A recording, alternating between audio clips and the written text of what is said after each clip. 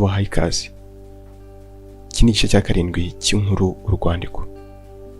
Duherukana umubyeyi wa Kamariza amuhumuriza amubwira ko se nava aho yari yagiye aza gukomeza kumwinginga ngo arageraho wenda agira impuhwe za kibyeyi. Nubwo umubyeyi yari yagerageje kumuhumuriza, Kamariza yabaye agiye kuryama kuko yatekerezaga ko ari bwo buryo abonye bwo kuryama. Yatekerezaga ko ibyo se yavuze ataza kwisubiraho, akumva ko ari buze kurara bundabunda aho ari bube ataza gusinzira.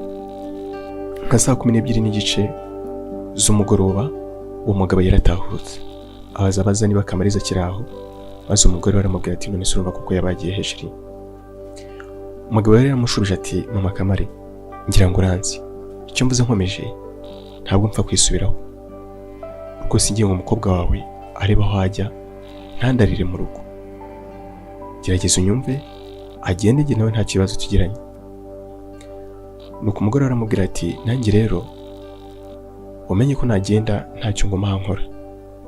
Uyu mwana nubwo yakosheje ariko nk'ababyeyi be dufite inshingano zo kumurindana n'abandi.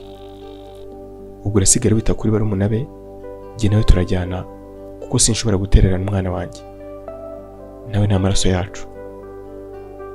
Umugabo yaramusubije ati ntabwo nakubuze kwita ku mwana wawe, mujyane ariko sinshobora kwihanganira aya makosa. Kamariza nawe aho yarari ntabwo yarasinziriye, yumvaga icyo kiganiro ababyeyi be barimo baganira.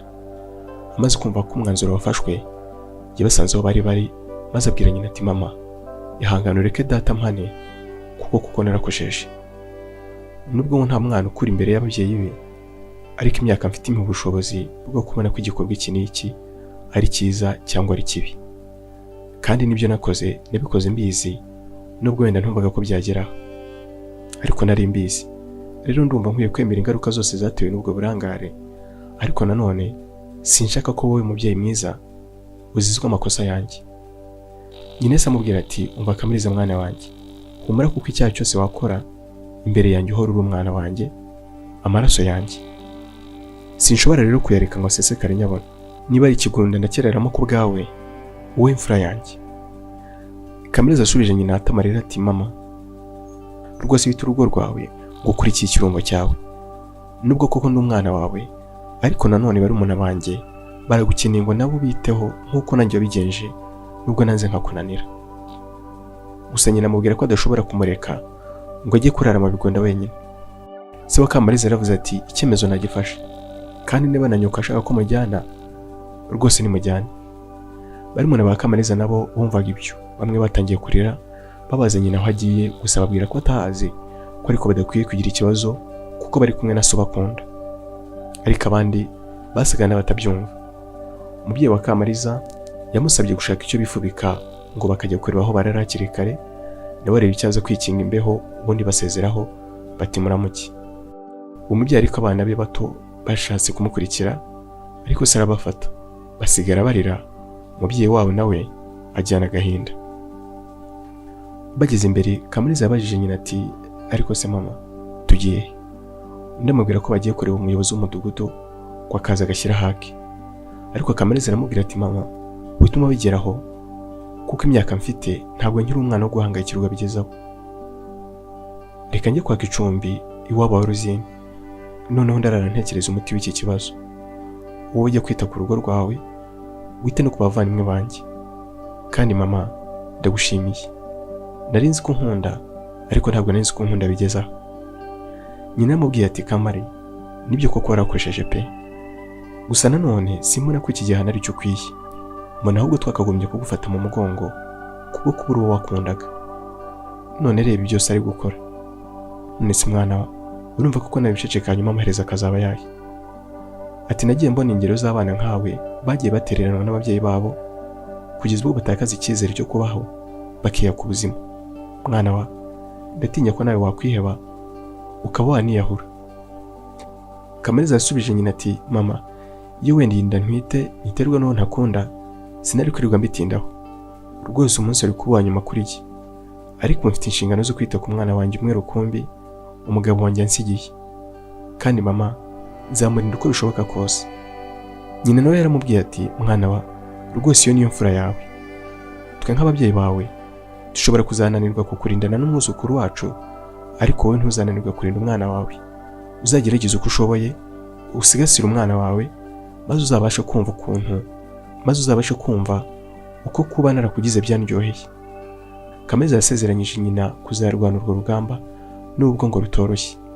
Bagizeho basezeranaho, Kamariza ajya kwaka icumbi wabo wa Rosine, naho nyina asubira iwe. Yasanze bamwe mu bana be bakirira, ubundi bamubonye barishima. Kamariza nawe ageze iwabo wa Rosine yakiriwe neza n'abo muri urwo rugo, kuko bari bazi ko uwo mwana ari inshuti y'umwana wabo. Nuko amafunguro ahiye bararya, barangije bagiye kuryama. Abo bana bari babuze ko baganira, ariko ubwo bari bageze mu buriri batangiye kuganira. Nubwo Kamariza yari yagerageje guhisha ko ababaye, ngo ababyeyi b'uwo mwana batamubaza icyo yabaye, mu by'ukuri yarababaye ndetse n'inshuti ye yari yabibonye. Rero Rosine amubajije uko byagenze, namubwira ko yabo bamwirukanye. Rosine aramubajije ati none se bari kwirukana bakujyana he? Undi aramusubiza ati uyu munsi nibwo nanavuye iwabo wa Niyonzima, kandi nabo banshwishurije bambwira ko ngomba kureba ikindi mbabeshya, ngo kuko icyo bavumbiye ko ari ikinyoma. Rosine byaramubabaje ndetse aravuga ati none n'ababyeyi bawe nabo batituvira aha? Ati ubusura bigenze ute mwana wa mama? Kamariza yaramushubije ati naba mbeshye ndamutse nkubwiye ngo harakurikiraho iki cyangwa kiriya. Ubundi wumva isi y'ibitekerezo byanjye isa n'iyageze ku iherezo, hamwe uba ureba aho uturutse ariko aho ugana hatagaragara. Ati rwose nashobewe. Inshuti ye yaravuze ati ariko kuki ababyeyi bikunda, ubu baraza kuryama basinzire bazi ko ari ku gasozi?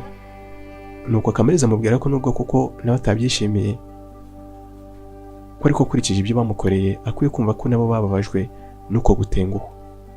Nadusoreje iki gice tubasaba kuzabana natwe ubutaha. None se Kamariza arabaho ate niba iwabo bamwirukanye, naho twakwita kwa sebukwe bakamwirukana? Tuzabimenya mu bice bizakurikira iki ngiki. Naho utaha rero, kandi rwose mwakoze. Wibuke gusiga ukanze subscribe niba utarabikora.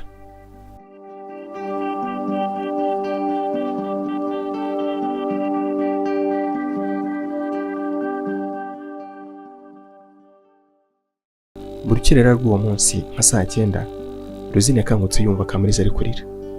Nuko ahita amubaza icyo abaye, ndamubwira ko ntacyo, ngo niyiryamire. Ariko ndamubwira ko atabona ibitotsi, azi ko inshuti ye imeze ityo.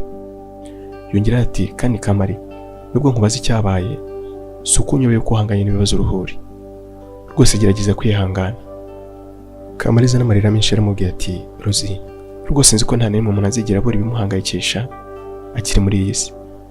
Ariko se jyewe niki nakoshereje Imana cyatumye njya ku mukunzi wanjye nabonagamo ubuzima bwanjye, byongeye akagenda asiga nteye inda? Ese niba koko nta kimana ihishwa, kuki yemeye bigera hariya? Ariko yarabyirengagije, inyongeraho n'ibigeragezo byo kwanga n'ababyeyi banjye, ndetse n'abakagombye kumbera amabukwe na data bukwe ntibancira akaruru rutega, kuko niyo naba umunyabyaha kajana nakagombye guhanishwa ibihano nk'ibyo. Akababaro k'uwo mwana karumvikanaga, kandi inshuti ye yiyumvisha gukomerewe. Yaramubwiye ati Kamari, nubwo Imana ihora twifuriza ibyiza, jya uzirikana ko na Sekibi aba ari aho hafi ashakisha icyuho yaracamo tugabaho ibitero. Ahubwo aba yifuza ko twahora dutya, tugahora duhangayikishijwe n'ibibazo yaduteje, bikatubuza gutekereza ko ejo cyangwa ejo bundi hashobora kuzaba hatandukanye n'uyu munsi. Kamariza amushubije ko bigoye kuzongera kubaho byibura yishimye, gusa mugenzi we amusubiza ko nk'uko ibibi bitubaho tutajya tumenya igihe bizazira, ko ariko ni byiza iyo bigiye kuza rimwe na rimwe bitaduteguza. Ati muvandimwe wanjye, gerageza kwakira ibyabaye, ahubwo ureke dutekereze uko twabigenza ngo byibura ubuzima buse n'ubujye ku murongo.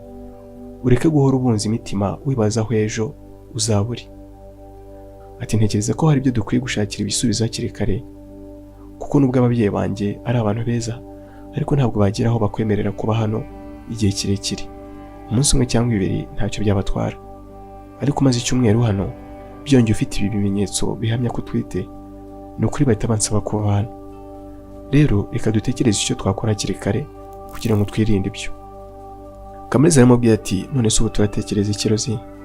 Ati nsigaye numva ibitekerezo byanjye bitagikora neza. Rosine aramubwira ati humura ibyo bibaho. Rero ntekereza ko umuntu yatangira gushakisha aho twakodesha inzu nubwo yaba nto ukaba uyibamo, ikibazo cyaho uba kikaba gikemutse. Kamariza ati hanyuma se nyuma yaho bizagenda biti? Nuko inshuti iramubwira iti Kamari, aka kanya reka turebe ibyaho tubasha kubona, iby'ahazaza tubiharire Imana. Ati ibyo dushaka gukora byose biradusaba amafaranga, yewe rero ndakubonera inzu byibura amezi 2. Kamariza yashimishijwe n'icyo gikorwa umwana amukoreye ndetse aravuga ati niwe inshuti y'ukuri mfite. Nuko Rosine aramusubiza ati erega Kamari, inshuti ubikeneye aho rukomeye, rero utagutabaye ubikeneye nta nshuti bimurimo. Nuko Kamariza akomeza amubwira ko nawe agiye gushakisha umukiriya wa telefone ye ngo kuko nayo ntacyo akiyikoresha. Ati amafaranga nzakuramo amwe nzagura udukoresho two mu rugo asigaye nyabike. Ariko Rosine ahita amubwira ati ese Kamari, aho kuyabika ngo ugiye kuramo icyo ukeneye cyose, nta kuntu twazashaka akantu wacuruza nubwo kaba imboga noneho kakajya kakunganira? Undi ati koko nahangeze? Nuko Rosine aramubwira ati Kamari, abantu bagorwa n'ubuzima akenshi ni babandi batajya bamenya ko ubuzima bwahindutse ngo bahindukane nabwo. Usanga wenda nta mafaranga bafite ariko na make babonye bakayakoresha nk'uko bayakoreshaga bagifite menshi. Nanone babumva batakora akazi gaciriritse kuko batekereza ko babazi babaseka. Gusa mugenzi wanjye sibyo nkwifuriza. Nibyo abatazi ko ubuzima ari gatebe gatoki bashobora kuzaguseka, ariko abazi ubuzima bazakubona nk'umukobwa w'intwari. Kamariza rero akuriye mu muryango ukomeye ku buryo yumvaga bazamubona acuruza utwo tuntu duciriritse bazamuha inkwenene. Gusa inshuti ye yamufashije kumva ko nta kibazo.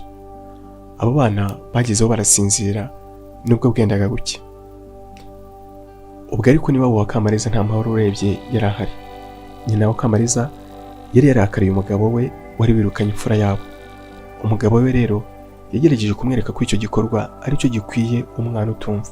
Ati kandi umenye kwira ari isomo kuri barumuna be, nabo bazajya bahora birinda kugwa mu ikosa nk'iryo mukuru wabo yaguyemo.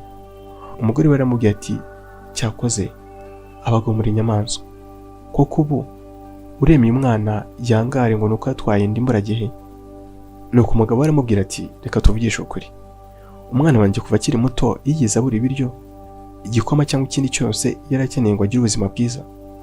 Amaze kujya mu mashuri yisumbuye sibwo nagabanyije kujya mu kabari ngo hatatazirukanirwa amafaranga y'ishuri. Nubwo hari igihe tutaboneraga igihe umwana wanjye yigeze yirukanwa, sinakoraga uko nshoboye ndetse nkaba nanatanga itungo ryanjye ngo abashe kwiga. Yigeze yambara ubusa cyangwa ngo yambare ibishaje. Imyenda yanjye si wowe nayaga ngo yinjyanire ku mudozi ngo ayidode yacitse, ndetse wowe ubwawe imwe ukajya utinya kuyijyana ngo bataguseka kubera ko n'ubundi yabaga yarashize. Sinagiye kwambara inkweto byibura nzima, ejo bundi byibura mbona ko yenda kurangiza. Iriya telefone afite uzi amafaranga nayiguze ngo hato batazamushukisha telefone. Hariyo ntunze cyangwa wowe hariyo utunze? Nuko sitakubera cyangwa utamenya kwikoresha. Ariko ibyo byose twamukoreye yabonye ko igihembo cyabyo akwiye kuduhemba ari ugutwara inda. Rwose urakara uko ubishaka, ariko umenye ko adateze kugaruka mu rugo rwanjye, ntagende yirwaneho. Umugore we nawe suko atabonaga ibyo byose, gusa we yumvaga koko nubwo umwana wabo yakosheje ariko byibura bakwiye kumuba hafi. Gusa umugabo we yamubwiye ko naramuka numvise ko hari icyo yamufashije bazabipfa. Ati mureka agende yirwaneho, si inkomino, nabura akazi ntazabona n'umugabo. Uwo mugore nubwo byari bimugoye yagerageje kumva umugabo we kuko koko nawe yabonaga uwo mwana yarabatengushye, ahubwo bashyira imbaraga mu kwita ku bavandimwe be ngo hato nabo batazigera babura ibyo bakenera umunsi ku wundi. Ni naho dusoreje igice cya 8. Turabasaba kuzabana natwe ubutaha. Mwakoze cyane kandi turabakunda.